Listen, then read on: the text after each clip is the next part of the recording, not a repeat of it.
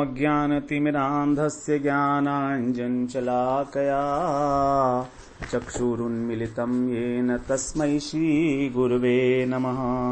वाञ्छाकल्पतरुभ्यश्च कृपा सिन्धुभ्यैव च पतितानां पावनेभ्यो वैष्णवेभ्यो नमो नमः। नमो महावदन्याय कृष्णप्रेमप्रदायते कृष्णाय कृष्णचैतन्यनाम्ने गौरत्विषे नमः। हे कृष्ण करुणा सिन्धो दीनबन्धो जगत्पते गोपेश गोपिका कान्त राधाकान्त नमोस्तुते। तप्त कांचन गौरांगी राधे वृंदावनेश्वरी वृषभानुसुते देवी प्रणमामि हरिप्रिये। वृंदायै तुलसीदेव्यै प्रियायै केशवस्य च कृष्ण भक्ति प्रदे देवी सत्यवत्यै नमो नमः। श्री कृष्ण चैतन्य प्रभो नित्यानंद श्री अद्वैत गदाधर शिवासादि गौर भक्त वृंद। हरे कृष्णा कृष्णा कृष्णा हरे हरे हरे राम राम राम हरे हरे। हरे कृष्णा। सर्वप्रथम मैं अपने गुरुपाद पद्म ओम विष्णुपाद अष्टोत्तर शत श्री श्रीमद् भक्तिवेदांत माधव गोस्वामी महाराज के चरण कमलों में अनंत कोटि दंडवत प्रणाम ज्ञापन करता हूं। हम लोग श्रीमद् भगवद गीता के 13वें अध्याय का श्रवण कर रहे हैं। आज हम इसका 26वां श्लोक श्रवण करते हैं, जिसमें भगवान कह रहे हैं यावत् संजायते किंचित सत्वं स्थावर जंगमम् क्षेत्रज्ञ संयोगात् तत्विद्धि भरतर्षभ। इससे पहले वाले श्लोक में भगवान ने बताया कि जो साधक श्रुति परायण हैं, अर्थात श्रवण भक्ति को ही सर्वश्रेष्ठ मानते हैं, उसी का आश्रय लिए हैं, वे मृत्यु को भी पार कर लेते हैं।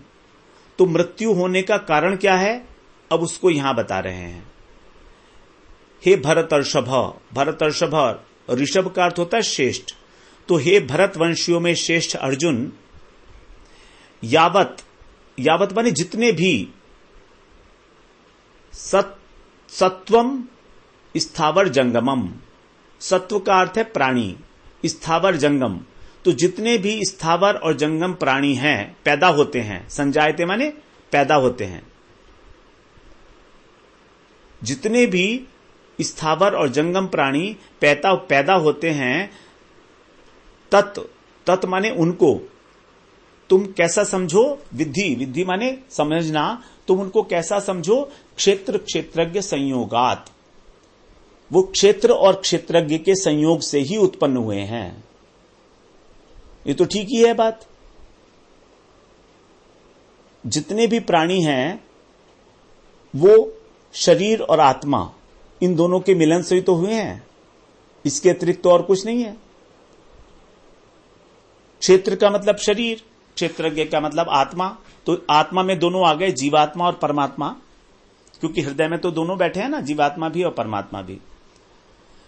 तो क्षेत्रज्ञ संयोगात, इन दोनों का जब संयोग हुआ तो सारे प्राणी उत्पन्न हुए। स्थावर और जंगम का मतलब गतिशील, जिनके अंदर मोशन है। स्थावर का मतलब जैसे पेड़ पौधे जो खड़े रहते हैं। तो स्थिर रहने वाली चीज है वृक्ष, लता, गुल्म, औषधि, पहाड़, ये सब स्थावर प्राणी हैं। और चलने फिरने वाले मनुष्य, देवता, पशु पक्षी, कीट पतंग, मछली, जलचर, नभचर, थलचर, इनको जंगम कहा जाता है। ये सभी पैदा हुए हैं संयोग से, क्षेत्र और क्षेत्रज्ञ के। यावत और किंचित, ये दो बातें भगवान ने कही। इन दोनों के द्वारा सभी प्राणियों को यहां पर कवर किया गया है, संपूर्णता का बोध होता है यहां पर। यावत माने जितने भी हो सकते हैं, जितने भी अनंत अनंत ब्रह्मांडों में अनंत अनंत प्राणी हैं। तो क्षेत्र शब्द से यहां पर मतलब हुआ जड़ प्रकृति, जिससे 24 तत्वों की उत्पत्ति होती है। और क्षेत्रज्ञ का मतलब हुआ पुरुष, जिसको भगवान ने 7वें अध्याय में परा प्रकृति कहा था। तो 7वें अध्याय में क्षेत्र को भगवान ने कहा अपरा प्रकृति और क्षेत्रज्ञ को कहा था परा प्रकृति, चेतन तत्व। तो एक जड़ है और एक चेतन है। तो जब प्रकृति में स्थित पुरुष का प्रकृति के द्वारा बनाए हुए जो शरीर हैं, क्योंकि 24 तत्व तो प्रकृति ने बनाए हैं, उन तत्वों से ही सारे शरीर बने हैं। शरीर बनाए हैं ब्रह्मा जी ने, 4 प्रकार के जो शरीर हैं, स्थावर, तिर्यक, मनुष्य और देवता। तो जब इनका संबंध होता है तो यही है क्षेत्र और क्षेत्रज्ञ का संबंध। क्षेत्र जड़ है, क्षेत्र विषय है और क्षेत्रज्ञ चेतन है, विषयी है। क्षेत्र को जानने वाला है। दोनों पृथक पृथक स्वभाव वाले हैं। अब इन दोनों का जो परस्पर संयोग है वो कैसे संभव होगा? दो विजातीय तत्वों का संयोग तो बहुत मुश्किल है, फिर यहां पर कैसे कहा कि परस्पर संयोग? तो इस संयोग के अंदर कारण है अविद्या, अज्ञान, कृष्ण विमुखता। वास्तव में पुरुष का प्रकृति से कोई संबंध नहीं है, लेकिन जब पुरुष अर्थात जीवात्मा भगवान को विस्मृत हो गया तो उसको प्रकृति का जो प्रकृति की छठी सृष्टि है अविद्या, अज्ञान, उसने ग्रस्त कर लिया, उसने पकड़ लिया और जबरदस्ती संबंध करा दिया प्रकृति का पुरुष से। तो ये संबंध एक भ्रम है, अविद्या के कारण है, एक भ्रम है ये।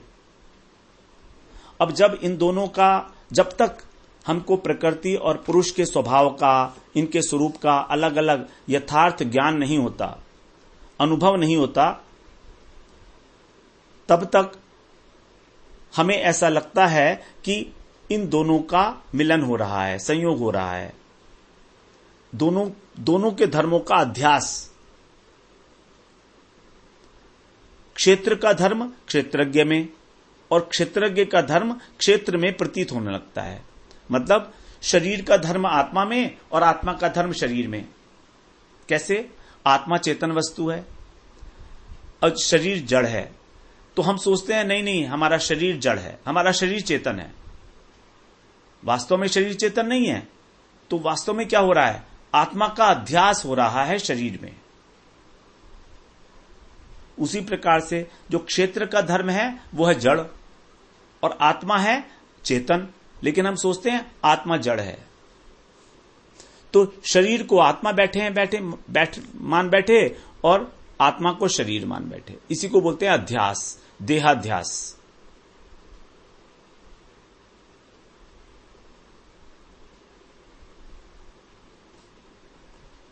इस अध्यास को ही संयोग कहा गया है और इसका कारण है अज्ञान। और यह अज्ञान भी प्रकृति के द्वारा ही सृष्ट है। प्रकृति के द्वारा जो 6 सृष्टियां बताई थी, महत्त्व, अहंकार, सात्विक अहंकार, राजसिक अहंकार और सात्विक अहंकार, तामसिक अहंकार, ये 5, और छठी सृष्टि है प्रकृति की अज्ञान। तो ये अज्ञान ही वास्तव में इस संयोग का कारण है। और अज्ञान काहे का? कृष्ण विमुखता, कृष्ण को ना जानना। तो जैसे रस्सी को सर्प समझ लिया जाता है अंधेरे के कारण, और सर्प को रस्सी समझ लिया जाता है, उसका आरोप किया जाता है, तो ये जो रस्सी और सर्प का संयोग है ये प्रतीत मात्र होता है नहीं, इसका कारण है अंधकार। उसी प्रकार से आत्मा को शरीर मानना और शरीर को आत्मा मानना ये केवल अविद्या जनित है, अविद्या के द्वारा उत्पन्न हुआ, इसलिए ऐसा प्रतीत हो रहा है। और प्राणियों की उत्पत्ति जो है वो भी प्रतीत होती है नहीं, प्रतीत होती है। हमें लगता है कि हमारा जन्म हो गया, हमारा मरण हो गया, हमें लगता है, जन्म मरण तो शरीर है ही नहीं, आत्मा का जन्म मरण तो है ही नहीं। अब शरीर जब तक काम करता है तब तक रहता है, उसके बाद उसका पतन हो जाता है। जैसे कपड़ा पहनते हैं हम, तो कपड़ा उतार देते हैं जब गंदा हो जाता है। तो ये तो नहीं कहता ना कि कपड़ा मर गया। इसी कारण से हमको, अज्ञान के कारण ही हमको आसक्ति हो जाती है शरीर में, और इस आसक्ति के कारण ही बार बार हमारा जन्म मृत्यु का चक्र चलता रहता है। अनेक प्रकार की योनियों में अनेक प्रकार के दुख सुख मिलते रहते हैं। तो यहां पर क्षेत्र क्षेत्रज्ञ का जो संयोग है वही प्राणियों की उत्पत्ति का कारण है। जबकि 7वें अध्याय के 5वें श्लोक में बताया था भगवान ने कि परा और अपरा प्रकृति ही जगत का कारण है। छठे श्लोक में एतद्योनीनि भूतानि सर्वाणि इति उपधारय, अर्थात समस्त भूत, समस्त प्राणी इन दोनों प्रकृतियों से ही उत्पन्न होने वाले हैं, होते हैं। ये वही बात है, परा प्रकृति और अपरा प्रकृति। अपरा प्रकृति है हमारी प्रकृति, जिसको प्रकृति कहा यहां, और परा प्रकृति है हमारा पुरुष। केवल नाम अलग अलग हैं, लेकिन ये पर्यायवाची ही है शब्द, एक ही बात है। एतद्योनीनि भूतानि सर्वाणि इति उपधारय। तो प्रकृति और पुरुष के संयोग से ही प्राणियों की उत्पत्ति होती है, और इसका कारण है, जो क्रिस्टलाइजिंग एजेंट है वो है हमारा अज्ञान, अविद्या। अगर अविद्या नहीं होगी तो उत्पत्ति भी नहीं होगी। अब 27वें श्लोक में भगवान बता रहे हैं, समम सर्वेषु भूतेषु तिष्ठन्तं परमेश्वरं विनश्यत्सु अविनश्यन्तं यह पश्यति स पश्यति। जो नष्ट होते हुए समस्त भूतों में, विनश्यत्सु माने नष्ट होते हुए, सर्वभूतेषु सर्वेषु भूतेषु सभी भूतों में, सभी चराचर भूतों में परमेश्वर को देखता है। वो कैसा देखता है? नाश रहित, अविनश्यंतम, जिसका कभी नाश नहीं होगा, और समभाव से स्थित, सपश्यति, वही यथार्थ में देखता है। तो परमेश्वर अर्थात परमात्मा सभी प्राणियों के हृदय में विराजमान है। कैसे? समम, समान भाव से, अर्थात एक ही परमात्मा, अलग अलग परमात्मा नहीं है, एक ही परमात्मा है। और अविनश्यंतम, अविनाशी हैं, उनका कभी नाश नहीं है। जबकि प्राणियों का जो शरीर है वो विनश्यत्सु, नाशवान है। तो नाशवान प्राणियों के शरीर में अवस्थित परमेश्वर को जो इस प्रकार देखता है, कैसे देखता है? समान रूप से अवस्थित, वही वास्तव में यथार्थ देखता है।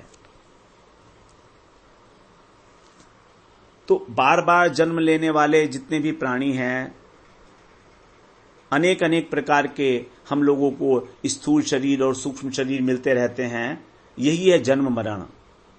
इसीलिए कहा गया विनश्यत्सु। विनश्यत्सु का मतलब होता है जो विनाश, जिसका विनाश होने वाला है। शरीर के जो 6 विकार हैं उसी में से एक है विनाश।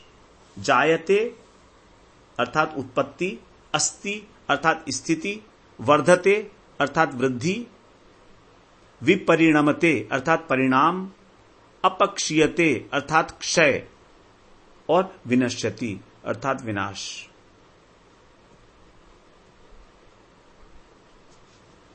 तो यहां पर विनश्यत्सु जो है वो उपलक्षण है।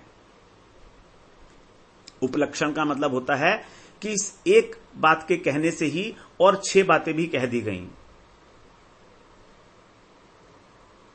जब ये कह दिया कि इसका विनाश होगा, तो इसका ये मतलब भी हो गया ऑटोमेटिकली कि इसकी उत्पत्ति भी होगी, इसकी वृद्धि भी होगी, स्थिति भी होगी, परिणाम भी होगा, क्षय भी होगा। 6 आइटम्स में से एक आइटम को यहां पर चुनकर लिख दिया गया विनश्यत्सु।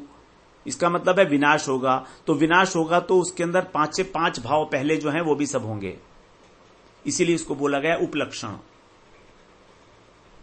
और इसके विपरीत परमात्मा क्या है? अविनाशी तत्व है, ना उसकी उत्पत्ति है ना उसमें कोई विकार है। और दूसरी बात समम। समम मतलब एक होकर भी वो सब में समान भाव से अवस्थित है। समम सर्वेषु भूतेषु। तो यहां पर जो विनश्यत्सु है ये शरीर का धर्म है, शरीर को लक्ष्य किया गया है, आत्मा का नहीं है। और परमात्मा तो बिल्कुल अतीत है प्रकृति से, निर्विकार तत्व हैं, जिसे मुख्य क्षेत्रज्ञ कहा गया, सभी क्षेत्रज्ञों की ज्ञाता है। और 22वें श्लोक में कहा गया उपद्रष्टा हैं, अनुमंता हैं, भोक्ता भर्ता महेश्वर हैं। तो वे परमात्मा सभी के हृदय में समान रूप से अवस्थित हैं। जबकि जितने भी स्थावर जंगम प्राणी हैं वो सब में विषमता है भावों के अनुसार। कोई रजोगुण प्रधान है, कोई तमोगुण प्रधान है, कोई सत्वगुण प्रधान है। उनकी प्रकृति, उनका स्वभाव, उनका नाम रूप क्रिया सब अलग अलग हैं। लेकिन परमात्मा किसी के अंदर भी छोटे या बड़े नहीं है, एक से हैं। फिर आगे कह रहे हैं तिष्ठन्तम, मतलब नित्य निरंतर परमात्मा एक ही रूप से, एक रस रूप से, अखंड रूप से विराजमान है। हिलते नहीं है वहां से कहीं जाते नहीं है। जबकि प्राणियों में अनेक प्रकार की अवस्था देखी जाती है, कभी उच्च योनि है, कभी नीची योनि है, कभी मनुष्य योनि है। तो प्राणियों की अवस्थाएं अलग अलग हो सकती हैं, लेकिन भगवान जो है उनमें एक रूप से ही विराजमान है, परमात्मा के रूप में। और वे कौन है? परमेश्वर।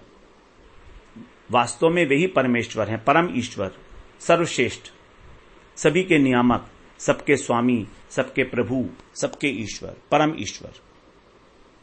यह पश्यति स पश्यति। अब जो ऐसा देखता है वही यथार्थ देखता है। इसका मतलब यह हुआ कि जो प्रतिक्षण विनाश की ओर जाते हुए प्राणियों में उस अविनाशी, अपरिवर्तनशील, निर्विकारी परमात्मा का दर्शन करता है, वही वास्तव में यथार्थ दर्शक है। यही वास्तविकता है।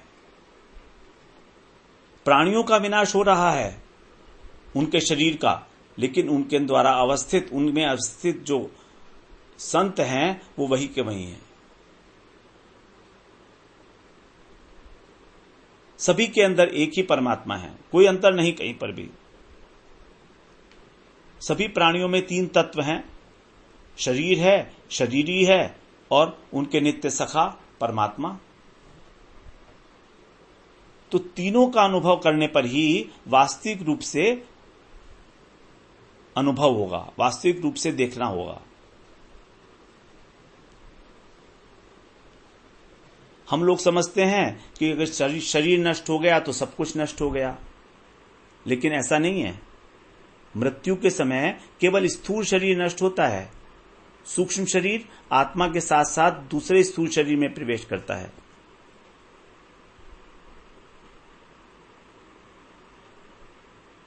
और उसके आत्मा के जो सखा है परमात्मा, वो हमेशा साक्षी रूप में विराजमान रहते हैं। तो शरीर को ही सब कुछ मान लेना अज्ञान है।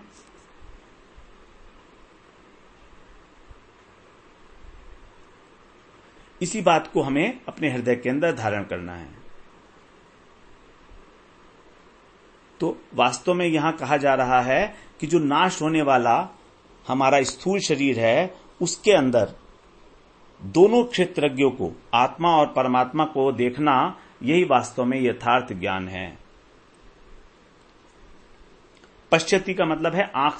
यहां पश्यति का मतलब आंख से देखना नहीं है, बल्कि ऐसा अनुभव करना, अनुभवती,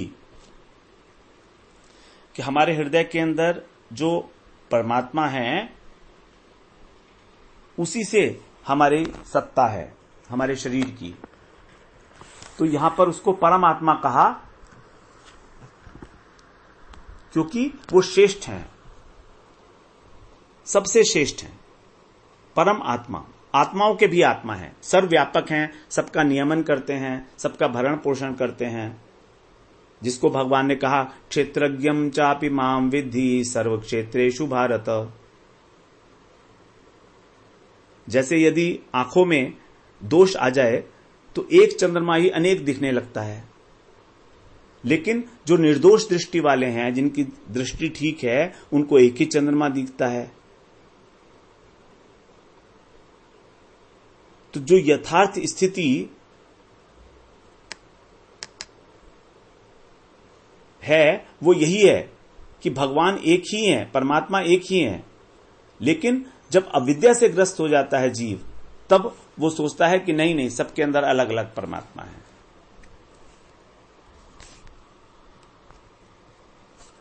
फिर आगे 28वें श्लोक में कह रहे हैं भगवान, इसी प्रकार की चर्चा है वहां भी परमात्मा के ही विषय में।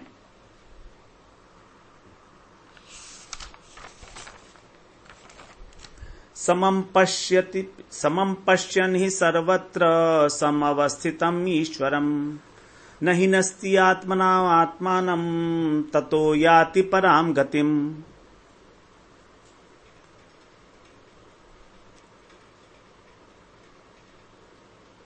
अब यहां पर भगवान फल बता रहे हैं। यदि हम इस प्रकार से देखते हैं, यथार्थ देखते हैं, जो हमें देखना चाहिए वास्तव में, क्या देखना चाहिए कि परमात्मा सभी के हृदय में समान रूप से अवस्थित हैं। यदि हम ये देखते हैं तो उसका फल क्या होगा। भगवत गीता की विशेषता है ये। भगवान पहले बताएंगे साधन कि क्या करना है, और फिर उसके बाद तुरंत ही उसका फल बता देंगे, जिससे क्लैरिटी हो जाए कि भाई आपने ये किया तो आपको ये मिलेगा। क्योंकि अगर फल बाद में बताएंगे तो भूल जाएंगे हम लोग।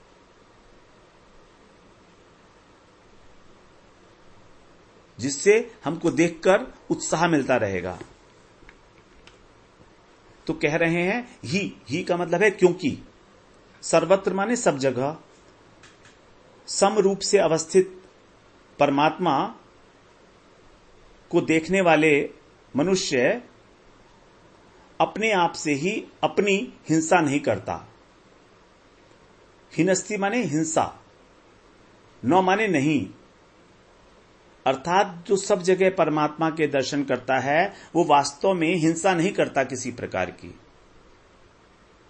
हिनस्ति, इसलिए वो परम गति को प्राप्त हो जाता है। इसका मतलब यह हुआ कि यदि हम परम गति को प्राप्त करने के लिए चेष्टारत नहीं हैं, तो एक प्रकार से हम अपनी आत्मा की हिंसा कर रहे हैं।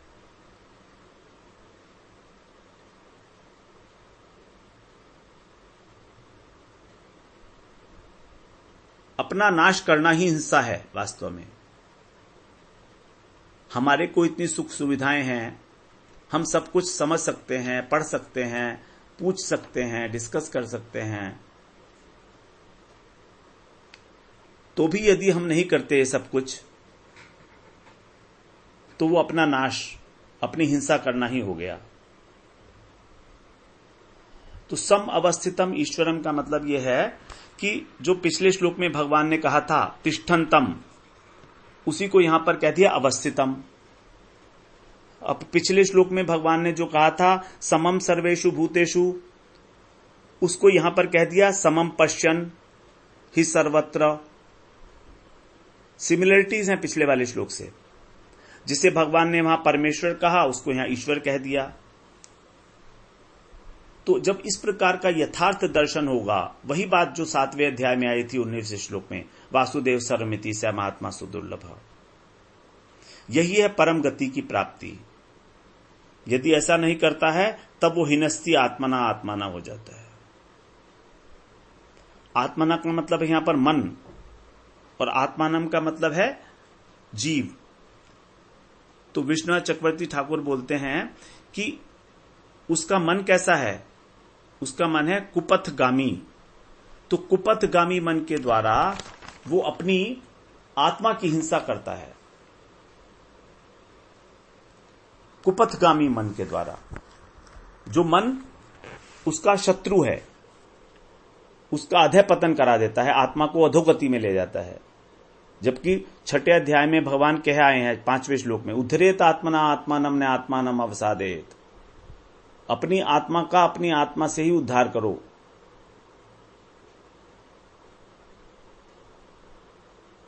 उसको अधोगति में मत डालो उसको, क्योंकि ये मन जो है आत्मा का बंधु भी है और शत्रु भी है। आत्मैव ही आत्मनो बंधुरात्मै रिपुरात्मनः। शत्रु भी है और बंधु भी है। वास्तव में हमारा मन ही हमारे बंधन और मोक्ष का कारण है। ये मन से ही बंधन है और मन से ही मोक्ष है। कोई ऐसा तो है नहीं कि हमको कोई रस्सी में बांधेगा।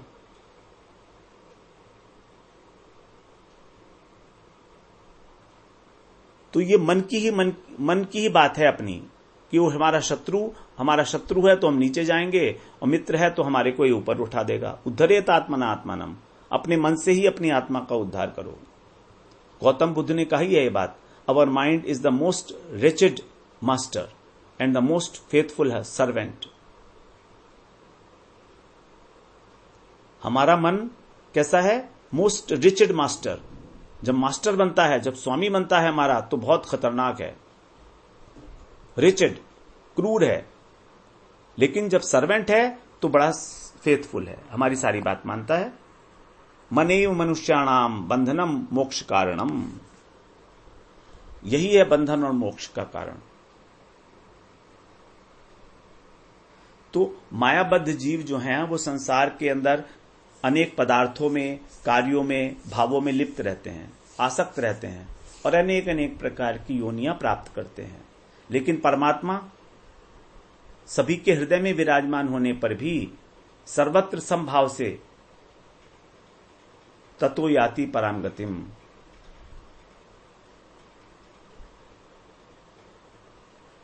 उसको परम गति की प्राप्ति होती है।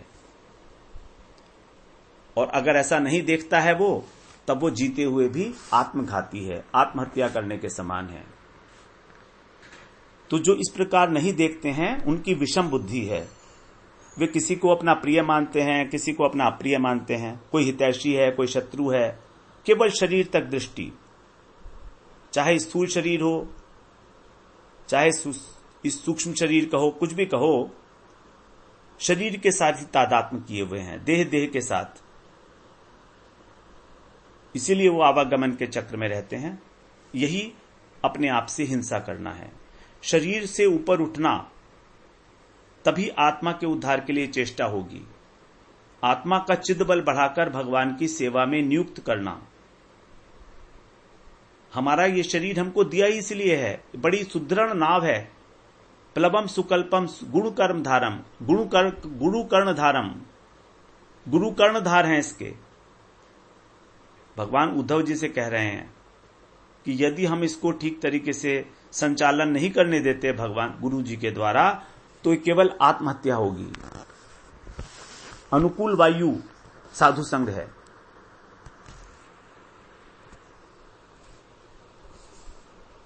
निर्देह माध्यम सुलभम सुदुर्लभम प्लवम सुकल्पम गुरु कर्णधारम मयानुकूलेन नभस्व तेरितम पुमान भवाब्दिम न तरेत स आत्मा।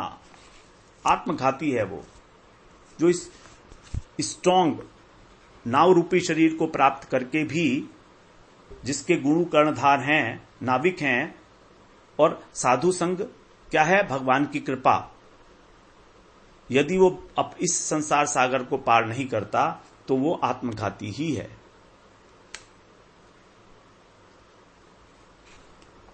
तो थोड़ी सी चर्चा इस श्लोक में हम करते हुए फिर 29वें श्लोक में आगे प्रवेश करेंगे। वांछा कल्पतरुभ्यश्च कृपा सिंधुभ्यैव च पतितानां पावनेभ्यो वैष्णवेभ्यो नमो नमः।